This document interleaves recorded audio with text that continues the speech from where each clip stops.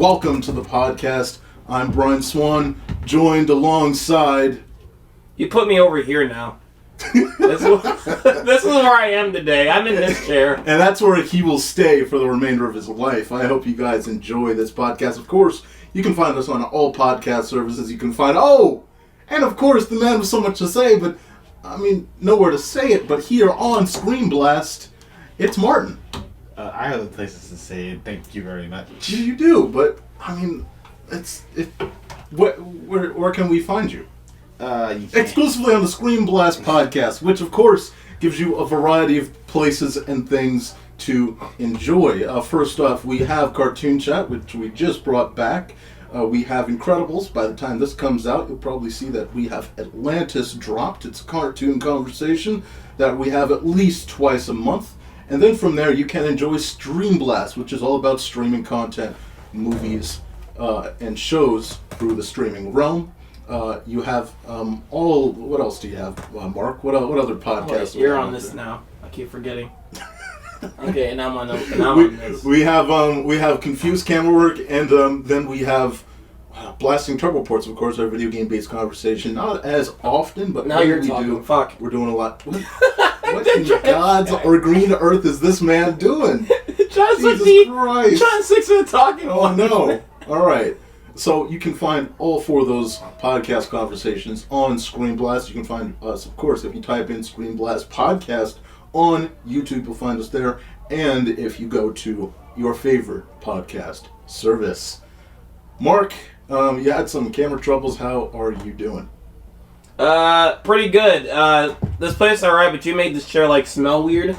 I know my area smells better. I miss it. It is fresh with farts. I don't want any more. Oh. You're gonna have this whole podcast. I'm gonna be honest. We could just discuss air quality indexes, but I think we should move on.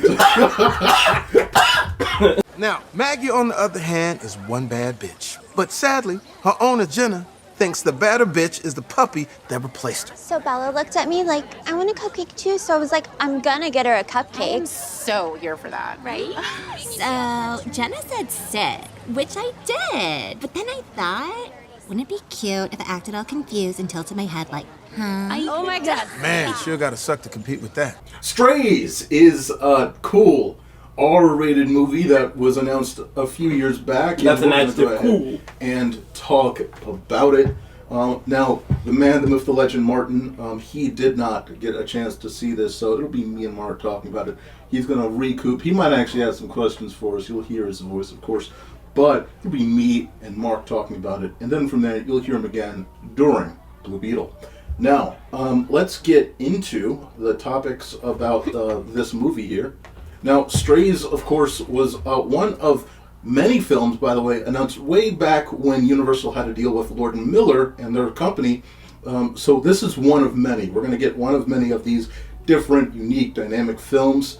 It was released a couple weeks ago, last week now, but by the time this comes out, it might be a couple weeks later. August 18th, it's obviously a raunchy adventure comedy with an R rating. $46 million budget, pretty cheap. Obviously, most of the stuff goes to the technical CGI of working on those mouths for the dogs, and a runtime of just over 90 minutes. If you subtract the credits, you're probably looking at an 86-minute movie. So, yeah, not bad at all. If you're looking at this guy, adorable guy over here, but the synopsis overall is just this idea that an abandoned dog will team up with other dogs and get revenge on his former owner. This was directed by Josh Greenbaum and written by Dan Perrault. And again, by the way, this is the first live-action American film starring talking animals. Crazy that it's taken this long. Wait, it's the first... To get an R rating.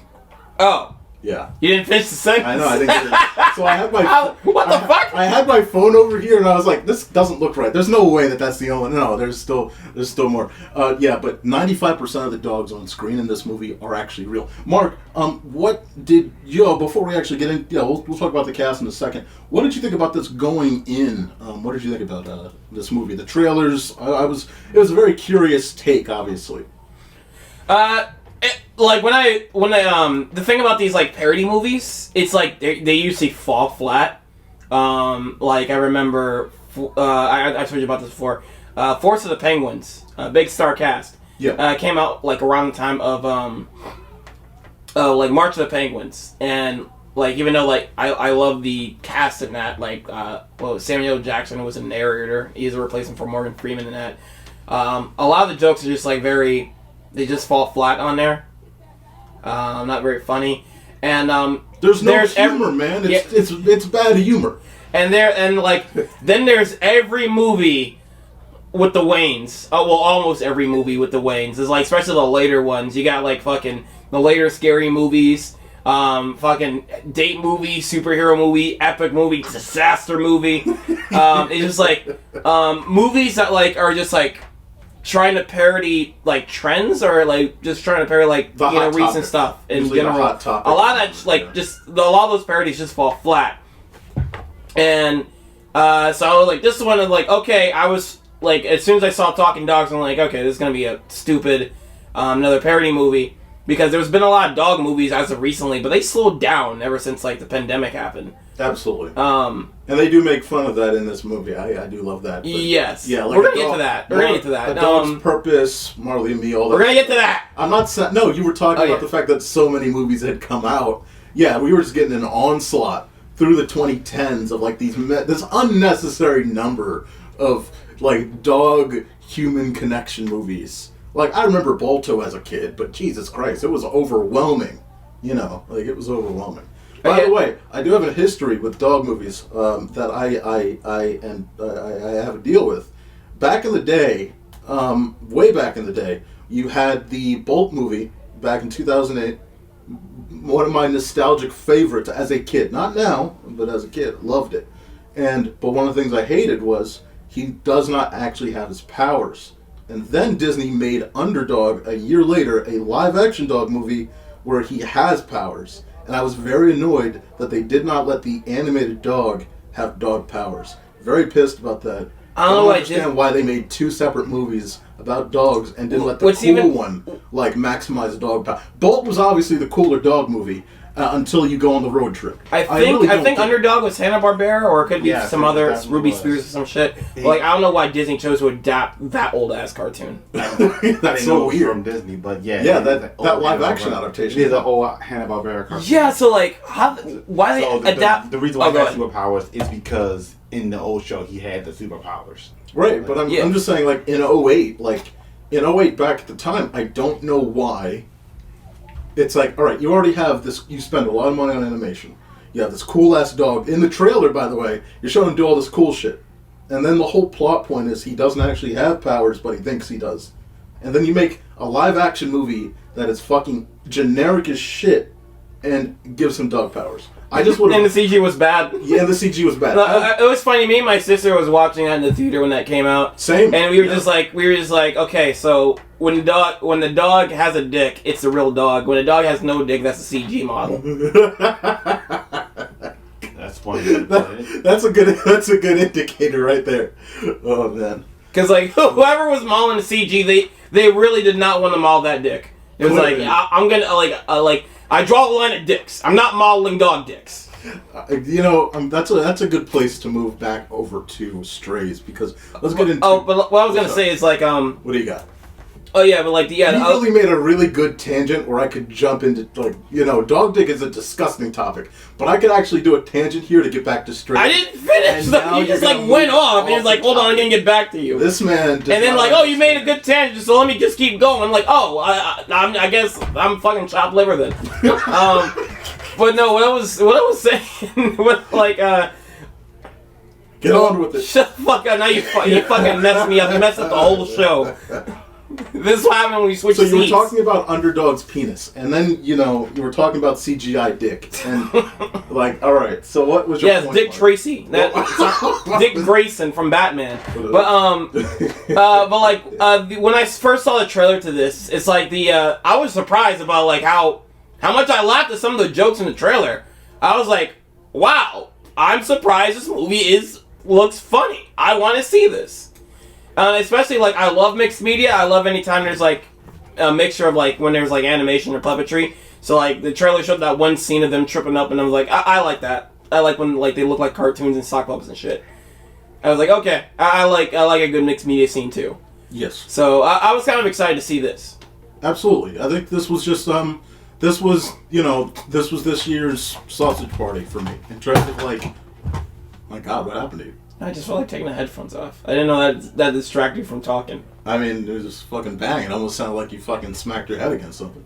I did, but I also threw the headphones too. Anyway, it was crazy that like it feels like this is this year's sausage party, and yeah, I was very hyped about this in terms of like not overall. It wasn't like 10 out of 10 hype, but I was very curious. Like, oh, are we going to get something very similar to that? Because that was a highlight of the summer in 2016, I believe, was Sausage Party. The whole idea that you're going to take this concept, you're going to have a CG animated movie, which those are usually aimed at kids or family audiences, and we're going to just go all out. And this in the same way. You're going to take a dog, a live action dog focused movie where they're talking in voice, like in human voices, and you're going to turn it into an R rating. You're going to go all out. And I think that it's, I think it's cool. So I was very curious about the fact that like, oh, this is coming out summer. Let's see how this operates again, just like way back in 2016, you know? Yeah. Yeah. All right. Before we get into the movie overall, I just want to run down the cast here. Obviously, you have Will Ferrell as Reggie, the main dog that gets abandoned. You have Jamie Foxx as Bug. Maggie is Isla Fisher. Randall Park as Hunter, the larger dog, and Doug as Will Forte as Doug. So this isn't. It's not. There's a lot more cameos and appearances and things like this. These are the key cast members you really have to know about this movie going in. We're going to go through. We're going to talk about. We're going to have the overall discussion. We're going to have the ScreenBlast standouts, the positives. We're going to talk about the blasting breakpoints, the things that just were not good, the things we did not like if you didn't, and then we're going to have closing thoughts. So let's get into the movie overall. Mark, what did you think overall of this movie? I was surprised how funny it was. This looked like when I see like a movie that's like super funny. I like to this is my personal term. I like to call it a contagious laugh movie. Where because these are movies I want to bring my friends to, and like the energy of like the comedy would just like amplify if like I'm laughing with my friends with this. So it's like I have to bring friends to see this movie. Yeah, I refuse to see this movie without friends, and I can assume if I saw Stallone, it would still be funny. But like it's even a better time with seeing with friends. Just like I wish you were there for it, but like just like Jackass Forever. Yeah, man. This was a movie that like, yeah, I feel like if I watch this movie 2 years later with a different group of friends, like this is a movie that you can, like you said, it's like a contagious laugh movie. You want to have people around you and just laugh your ass off at what they're doing here. It's hilarious. It's a fun time. I've watched it already. I can watch it again. I wouldn't watch it. I can watch it again. I wouldn't watch it more than twice necessarily. But it's fine. Now it's in the same like week. Right. Yeah, like you're definitely not going to laugh as much like if you were watching it back to back. But I think with other people though, you'll have a good a good time. That's comedies in general, honestly. Even some of the best ones. But a lot of comedies, it's like you're going to have big pause moments where things aren't funny. Like this was funny all the way through. Moments that are surprising, you're going to laugh at. The things that they do in terms of like for dog owners, the things that they do for just what you think a dog's head is at, where a dog's head is at. Like I said, going out of the theater, Secret Life of Pets had limitations of the fact that it was G-rated or PG-rated, so they were stuck behind that family entertainment line. This can go all out in terms of like, either way, if you give Illumination an R rating, you think their writing is going to be any better? No, not at all. No, I don't think so one bit. But those Illumination writers, just like we're talking about like AI taking over the world. Like fucking, they're probably more AI than what AI is. We'll see with this duck movie, which looks very generic as well. So we'll see. Are we seeing it? Like I usually just skip Illumination movies with the exception of just Mario, and I guess Minions 2 was there because it was a big meme. So I was like, I might as well watch Minions 2 because I haven't seen Minion 1. It depends. Are you confirming that we're seeing the fucking duck movie? I'm not in the hype of going to it. Martin, are you going to be seeing the duck movie? Not in theaters. Oh, okay. Definitely You're right. We could just go to Patterson Park and just watch ducks. I love how, like, in the trailer for the Duck movie, like, from the creators that brought you Super Mario Brothers. Yeah. Like, holy shit, they invented the Mario Brothers? Yeah.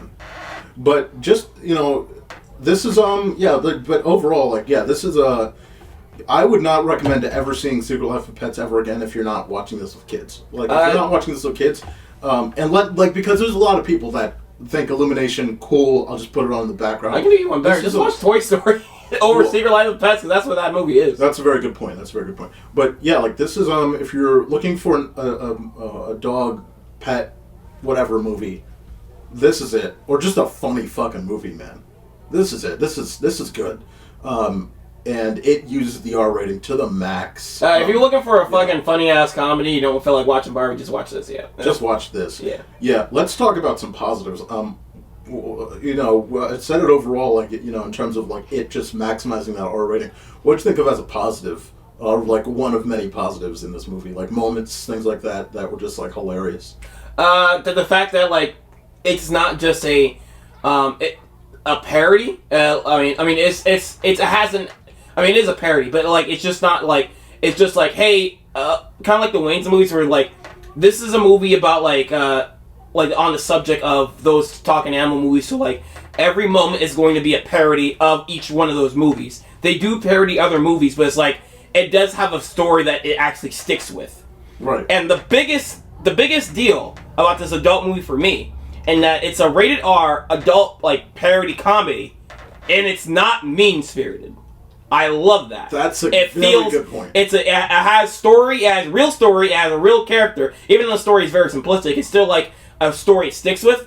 And, like, you do feel for the characters, even though, like, it doesn't get you emotional, but, like, you do feel for it. And it's, like, it does feel good by the end.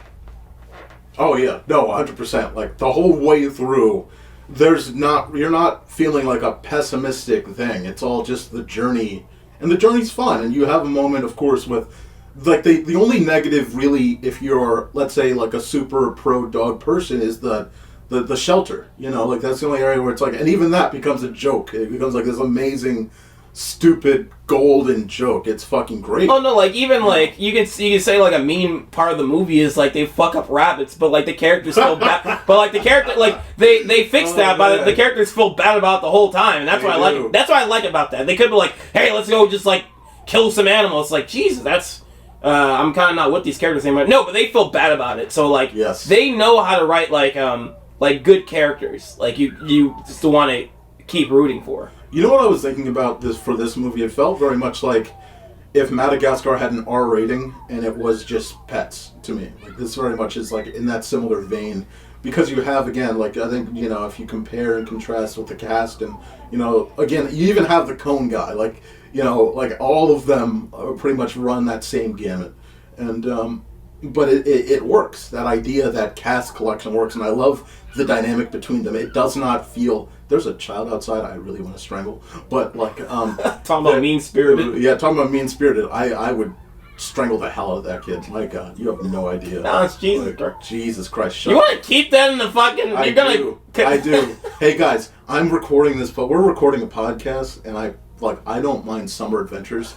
By the way, Mark, I was just thinking about this. We come over here, we record all that stuff. This is the last week before school starts. So now the fucking kids come back on buses. Have fun on the bus. Like, fucking nightmare. Disgusting. I take the bus, all right? too. Like, it's so, this was fun. This was a fun time. This was a fun time. Right? No, this is a part. Dude, we're doing an R-rated movie review. Fuck you. No, this is a part of it. But, no, I love the cast. I think it's about the Homer Simpson, a child. Right, but... Why you look... But no, I do think, like, the whole cast, is this kid getting louder? Okay, now that part. I really can't. Is that kid getting fucking loud? Is it pause? Oh, no, you didn't pause. Thank you. I appreciate it. All right. I mean, push comes to shove, I can just, like, take the AC out and close that fucking window. If it gets that bad, but it looked like he stopped. See, I was going to be honest. When you said I would take the AC out, I was like, you're going to drop the AC on the kid. I agree with that. I'm with you. No, I need this fucking AC. Well, unless you're gonna buy me one day of, sure. From what I'm hearing you guys say, and this movie doesn't actually sound like a parody movie. It sounds like it's something of its own, just a dog comedy.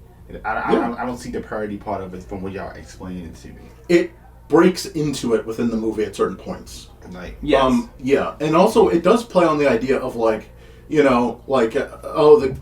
there's moments where it's like, well, the dog loves the human and it will come back and all that stuff. Like, that's a good, like, sort of situation where it's leaning into that storyline that we've seen before where the dog goes somewhere, gets put somewhere, comes back. So it is a little bit leaning on that, but it is its own original story, though it's rather light because it's filled with jokes. That's the thing. But yeah, Will Ferrell does a really good job with being since this kid now shut the fuck up. Will Ferrell does a really good job, an excellent job at just being this fish out of water. This is why Elf is timeless. This is why Elf works at any time of the year. His sense of humor is fucking it's iconic. It's legendary. He is one of the best. He was just in Barbie. He was just in Barbie, yes. And even here, he's able to go a little bit further because he's starring in the movie this time around. Whenever there's a comedy, he's going to cast this and like, okay, this is that kind of comedy. Yes, you know immediately what type of comedy you're working with when he's on when he's involved. But I think here again, just like in Elf, it's like he's put in a situation as a character where he doesn't know what's going on and he's figuring it out. That is a good comparison. He's just his character from Elf. Yeah, but it's great, and I'm all for that character. Elf is great. It's a great person. I should rewatch that this season. Yeah. So, we should definitely do an end of year sort of deal with that. So, but man, it's again, he's the standout to me. Jamie Foxx is Jamie Foxx in this movie. Like, just Jamie Foxx is Jamie Foxx in this movie. I don't have a problem with him. He's hilarious all the time. He's the street smart dog, and it's fun. Like, he's cool. He's funny. He makes a ton of jokes that like had everyone laughing. Yes. Humping couches. Going his fucking crazy. entrance. His entrance is. Oh my god! The fact that he blames the girl for him biting I know that she steps on, but like the way that it's funny. It's just funny how it's like they're like, no, that's totally your fault. Okay, and he's like, no, that's her fault. What are you talking about? That's totally what? So I'm just gonna say, so the whole time between like Jamie Foxx and like Jamie Foxx character and Will Ferrell. Will Ferrell's character. We have two Wills in the same role. I mean, in the fucking same same movie. God. Yeah, we do. Yeah. But like, is it just me or like kind of the whole time I was kind of thinking of the relationship between fucking goddamn it Speak louder. Kevin Hart. No. I was there. Dwayne The Rock Johnson and Kevin Hart from Super Pets. So what's funny is you did, but you didn't say the other one. I was trying to think of the other one. Okay, that's what I was thinking. I was trying not to say John Cena. That's what I was thinking too. Is this movie is very much, very much, significantly. Not to say it's a bad thing, because Super Pets is not a great movie, but both of them run in the similar gamut of the way in which, like, what's happening to these characters and, like, working with strays and not working with strays, but, like, both of them are the journey and all that stuff, and the backstory of Jamie Foxx's character is very similar to the backstory of Kevin Hart's character, and it's fine, because it's in a better movie. It's fucking hilarious. Like, it's better that it's this story's in an R-rated movie than it is in a generic superhero comedy dog movie to me. So yeah, it was literally 1-to-1. Like, I feel you. Like, it was absolutely. Shit. You brought it up. Yeah. Say something. But no. Yeah, man. Yeah, like you said before, I love the mushroom scene. Like we have the picture here up. The mushroom scene is hilarious. It's brief. They didn't spend a lot of time. They had that cut. I thought the animation was going to be longer because they had that in the trailer so many times. It doesn't need to be longer. It doesn't need to. No, it doesn't. I just like that little moment. Yeah, there's only a certain amount of budget you can work with. I like the fact that they did a quick cut, move on. All right, good deal. As a trip, scenes are fun in movies, but like I don't like when they go on for too long. Like, I know a lot of people like the acid trip scene in Beavis and Butthead, but it goes on for a while. The Beavis and Butthead, the first Beavis and Butthead movie. Yeah. But even though the animation was really cool, but like it was like, I mean, it can just short it to like fucking 30 seconds less. Yeah. But there's some, by the way, there's some very disgusting moments in this movie that are just, because it's an R rating, you're like, alright, fine. Like, the shit, using dog shit to get out of the kennel, fucking gross, but I understand. Like, it's an R rated movie, you do that. Like, I feel it's about that. dogs being dogs. Like, yeah, you know, exactly, yeah. I'm like this, I think I can like, what was it? What was the word I'm looking for? I guess like, I don't really care. I don't really mind the grossness too much when it comes to like dogs because I'm a dog owner, and yeah, dogs are fucking gross. Right. And cats are gross too. Yes, absolutely. I do like that it was exclusively dogs. They didn't have the cats talking. I thought there was gonna be a scene with the cats, but no, that was funny. They were just walking by and they say "fuck you." Yes, I do love that scene. I was like "fuck you," and then the next one and "fuck you." Or whatever. Yeah, that was gold. Yeah, man. So at the very end, in spoiler, I mean, if you guys are watching this much, there's spoilers. Obviously, we talked about this movie. All of our fucking reviews are spoilers. Do we have like anything in our like the? Cause you're usually like in charge of uploading this stuff. Do we have anything in our like channel description that says like we do spoilers on fucking everything we talk about? Usually in the descriptions, it'll say on ScreenBlast pods. Yeah. Okay. But fuck, what was it? I will say, like, all right. Jamie Foxx's character is absolutely disgusting. So at the very end of the movie, when he's getting when he's like licking all over that human boy, I was like, that is absolutely fucking gross. All right, whatever. I understand though, dogs are disgusting, so it fits. But like, man, like if you only knew, kid. Oh God, you're in a whole different ball game right now. You're getting all the diseases.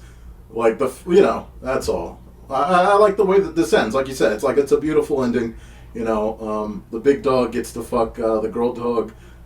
Finally, both the small dogs have a place that they want to be in, and it's cool. When Will Forte gets his fucking dick bitten off, and Will Forte that was amazing. That was fucking fantastic, man. Like holy that shit. Okay, so yeah, that's the thing about this movie. You take all the jokes out. There's like what you can take out of it. There's still a story there. Yes. And there's still characters there, and I did feel for that scene of like it wasn't like I wasn't very invested in like the relationship between him and his owner, especially when he came back. Yeah, that. And like man, I love villains like you can just like fucking hate, and I love that the movie just gives you more to hate about Will Forte's character. Like, he just gets worse and worse the more the movie goes on. Yeah, like, if this was a Disney movie, like, he's a sympathetic villain, the dog comes back, oh, I actually missed you, you've been back so long, oh, man, No, this fucking dude hates... Or he's an over-the-top, like, fucking blank villain, like, we're gonna get to it, like, the Blue Beetle villain. Yeah. But, But the... Damn. He just becomes like just this.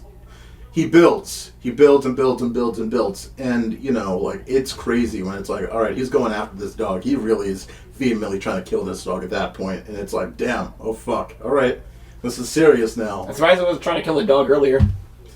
Yeah, I mean, you got to that point, like, because it's like, all right, does he want to kill him? And you don't know. Probably too much work. But, yeah, he doesn't want to kill him, but he wants him to get in a situation where it's like, all right, it's so far away, maybe he'll get hit by a car, maybe this or that. He clearly does not care about this dog. And, it's like he's just a disgusting owner that is the scum of the earth. He's the type of owner where it's like, when you see those news reports and that there's that owner that's like, I don't know what happened. Like, he just kind of didn't get... I don't care. Like, he's been tied up to that tree for 37 days. I don't really know how he got out there and killed 2 people. I don't know. Like, that's the type of owner this guy you is. Watch like true crimes documentaries. They're like there's husbands that do this with their families. Mm-hmm. Jesus. Yeah. No. So they will do that for a dog. No problem. Yeah. That's why you have such a significant issue with this worldwide. A little behind the scenes, folks. Speaking of dogs, my dog is like scratching at my door right now while we're recording. I don't hear it at all. Oh, I heard it. What? Oh, you did? I'm surprised you guys didn't hear it. Right here, I didn't. She just scratched once. Oh man, you got some. It might be his imaginary dog.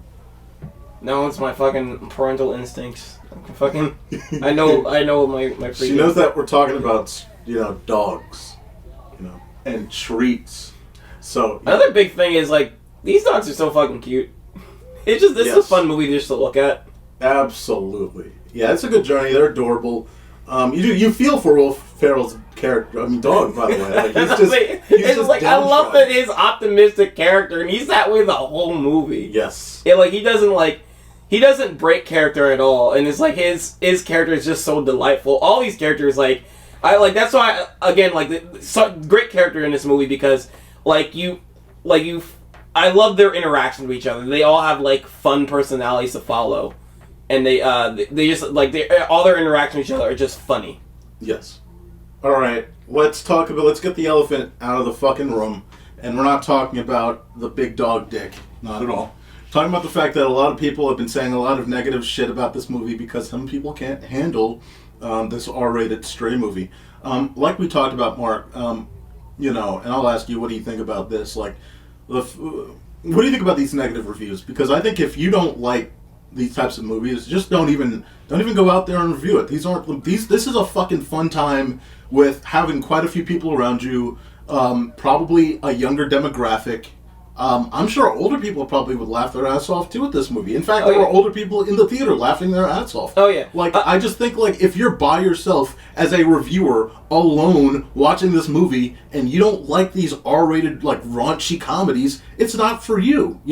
Oh no. Well, I'm gonna say I kind of disagree with the statement. I do reckon I do appreciate when people give things a try.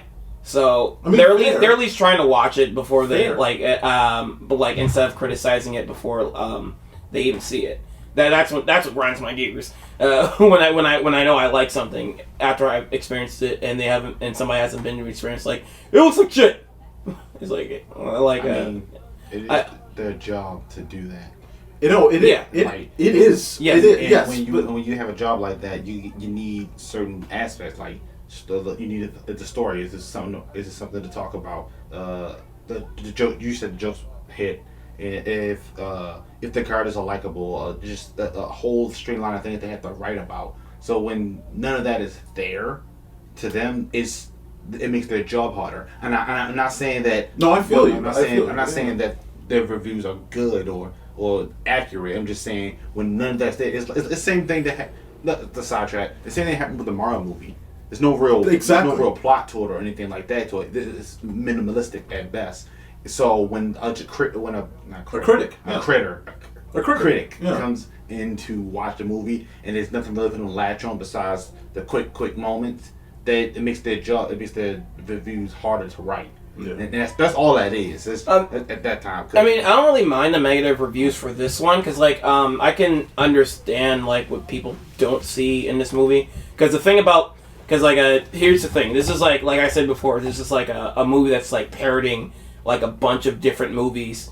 Brian, you and me are part of the generation that grew up with these fucking talking animal movies, like Homeward Bound, Cats and Dogs, all this talking dog shit. Mark, no. Do you remember you showed us that cat movie where there was a fucking cat? There was movies in the 60s and 70s. It wasn't a talking animal. It wasn't a talking cat. It wasn't. I swear. Well, I'm sure that live action talking animals have been a thing for decades. Probably, I think I don't know when the first one was, but it's not abundant as it was in the late 90s to 2000s. It's a good point. And I'm talking about you and me specifically.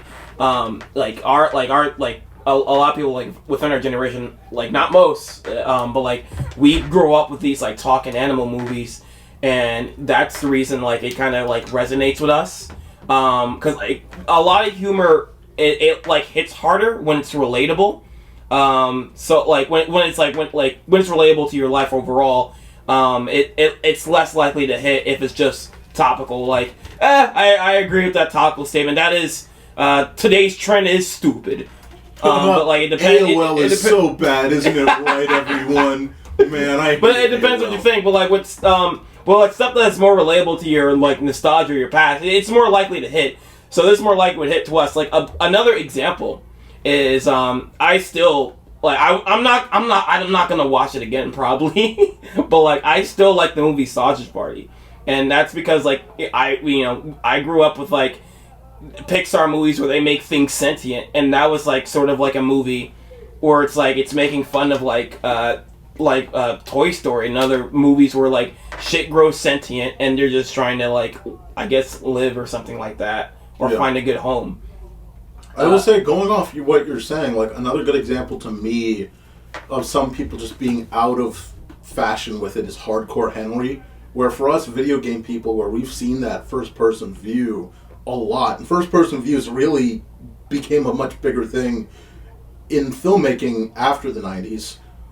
That was a cool experience, but for people that were not sort of growing up with that, it's probably very jarring. Like, was it a split for Hardcore Henry? I thought most people liked that one. Some liked it, some hated it. That's what I'm saying. That movie was badass. I gotta watch that movie again. Fuck, I was not thinking. That was a fucking great experience. I need to, dude. I wish I liked when it saw that movie in D-Box when it was out in theaters. It needs to re-release, man. It needs to re-release. Like Avatar style. Great. Honestly, like I only saw the greatness of that movie when it was like on fucking video. That was great, man. Like put that movie in 4DX, please. Yes. My God. But yeah, like, it's like for the time, for people that grow up with it, whatever, in the moment, what becomes that nostalgic thing? Dogs that talk. And what can we that's why these jokes resonate with me mostly. Like, this is like a pure comedy movie, so this movie it rides on its jokes, and if they don't land for people, then like they're not gonna find that much substance in this movie. So like, and that's understandable why a lot of people don't like this movie. And I hear some criticism where they do like this movie. So it's either or. It just hits with like these type of jokes that resonate with you or not. Because like for people that don't that don't really have nostalgic for those like talking animal movies, all they just see is just like another raunchy comedy. And yeah, I can see that. That's a good point. You do make a very good point. This movie is not breaking ground on much in terms of like what direction it's going in. It has a very generic story. There's not a lot there. Yeah, there's a lot to sort of say like, all right, I've seen this, next. And to be fair, that is a good point. You did change my perspective on that. To be fair, same with you, Mark. You made a pretty good point as well. A lot of these jokes have been like done before in other movies. Yes. It's just like the delivery and like the context of where they have these jokes are just fantastic for me. It's just like I was laughing so hard on Absolutely. I'm gonna say like 95% of the jokes in this movie. Yeah, I mean, I don't think it. I think this is, and like you said, it's very subjective depending on like what your humor is, what you like, what you dislike. What you find to be actually funny matters. And so like if you don't like this type of humor, you're gonna say hard pass. But yeah, I found this hilarious. And I think maybe the other thing is not everyone likes Will Ferrell humor, and I think if you don't like Will Ferrell humor, you're probably gonna hate this movie because it is such a part of this movie, that Will Ferrell style. Yeah, but like Will Ferrell humor is like a certain type of humor. Yeah, yeah. So if you don't like it, you're not gonna dig this movie. It's the same thing about Ryan Reynolds humor, or like a lot of like certain type of comedians humor. Yes. If you're leaning into that person's style of humor, the way that for instance, like Seth Rogen and for instance, like Mutant Mayhem, for instance, uses a lot of the humor methods that Seth Rogen used in his big humor movies of the early 2010s, right? Like the way that the characters bounce off each other with their jokes is very much like that Seth Rogen humor, and you feel that in Mutant Mayhem. I don't think it ties as well because I think they're separate characters, but you're still going to have those mannerisms in there. So if you dislike that way of presenting humor, you're probably going to dislike, that situation there. Let me get a bacon, egg, and cheese. Bacon, egg, and cheese. Bacon, egg, and cheese. But Mark, would you recommend Strays to the world? Yes. This movie is like hilarious. If you like kind of grow up with these kind of movies, the talking dog movies, this is going to be like funny for you. Watch this with friends, or if this is like. If you're not gonna watch it in theaters, this is like a great drinking movie for friends at a party or some shit. Like this movie's a riot. I love I don't know if you already mentioned it, but I love the A Dog's Purpose parody of that dog narrating to himself. Yes. Yes, indeed. Yeah, he was just sitting there. It was fucking fantastic. Yeah, man.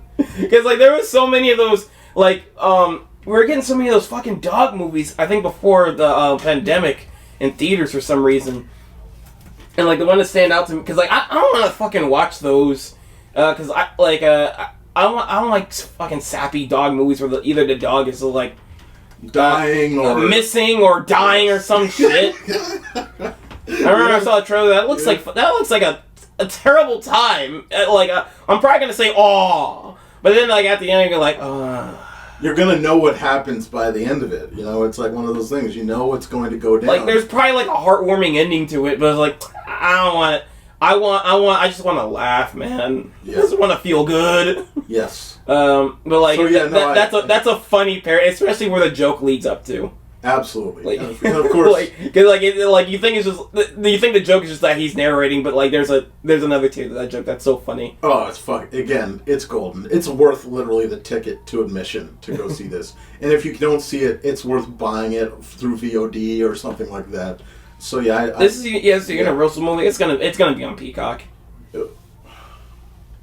It's not worth watching on Peacock. I would rent it on any of the videos on-demand services. It is not. It's literally not worth going and subscribing to Peacock. Dude, you know how many outlets they give out Peacock to? No. If you have Xfinity, you have Peacock. Do you? What? Yeah. I don't have Peacock. I don't know what you're talking about. It probably expired, or you probably didn't get the deal, or something like. Xfinity? Yeah, they used to give out Peacock to some subscriptions. Some probably expired. Maybe you had it. Maybe you had the deal, or you didn't claim it, or it just expired. All right. Well, even if they did, here's what I'm gonna say. Well, okay, mine's expired. Ladies and gentlemen, what I'm gonna say. Also, I was gonna buy a ticket to Universal Amusement Park, but and they have they're giving away Peacock subscriptions with the Universal tickets too. Because they're desperate as shit for it. Like I said, ladies and gentlemen, it is not worth even subscribing to this shitty streaming service. Just get it on demand.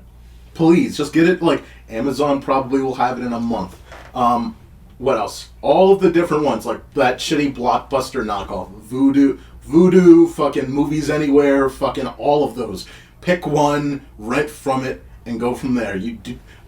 Peacock is the bane of... It's the barren wasteland of streaming services. Don't do it. Don't do it. Twist the Mill's alright. That's one thing. It's not worth it. So I mean, it's like this $5 is on Comcast. Just pay $5 for like 1 month and just like cancel it, or just get that just abuse a free trial system. No, if you can get it on free trial, get it on free trial. But my God, I'm not trying to defend Peacock, but like it's like Strays and Mario are on there. Well, Strays is gonna be on there, but Mario's on there. There's some stuff on there because they fucking bought the fucking license to. So he's like. So they can have it. So that there's some reason to buy Peacock. I was pissed when Fast 10 came out. I was like, all right, let me just fucking binge through all these Fast movies so I can get caught up. They were on fucking Peacock. You have to have cable subscription to watch all of them. Well, you know where they are right now. They're on Netflix because my sister was catching up on all of them. Now they put them on Netflix after fucking 10 gets out of theaters and like fucking fails to the box office. That's their fault. That is their fault. They probably would have had more money than just let people catch up on Fast and Furious. And they would have definitely lost more money if they had put it on Peacock, Mark. Let's be honest. If they put that on Peacock, people would say Fast and what? Fast and what? What are you talking about? Loose? Jesus Christ. Fast and loose, yeah. It wouldn't even be anything, yeah. But guys, I didn't even. You were talking. Yeah. I will say I recommend Strays. By the way, don't take your kids. I know that Mark, you were bringing up a good point. They probably have seen all of this already. They watch fucking streamers that curse the fucking the fucking wazoo. Yes. Is it a slightly different world? Yes. But like, let's say, for instance, you bring a fucking child that cries a lot. I don't want everyone else's experience. That's for every movie in the theater. That's what I'm saying. I don't want the experience to be ruined by that shitty child. And the fact that you brought a child to an R-rated movie... Don't bring your kids anywhere. Like, homeschool them until they're adults and they don't cry. They're adults and they don't get... Yeah. Messages from Mark, guys. But yeah, check out Strays. Definitely worth it in any way and form. This has been our review of Strays.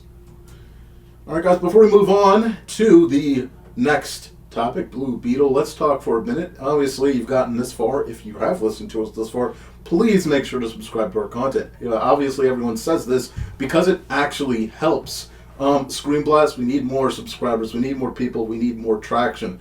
Of course, like I said, ScreenBlast with streaming content. We review that. ScreenBlast for big movies and things like that. Blasting Turbo Ports, video game topics. Cartoon Chat, all animated. We've got quite a lot that we go through and discuss here on the ScreenBlast podcast. Hey, you got a topic idea? Like, send it us. We'll probably, it depends on the show. We'll probably look it over and, previously, hey, that's a good idea right there. Absolutely. So if you've got questions, like Mark said, topics, if you've got ideas and more, throw them to us at ScreenBlastPodcast@gmail.com. That's ScreenBlastPodcast@gmail.com. It's all together, all lowercase, no magic there. Simple and easy if you can spell.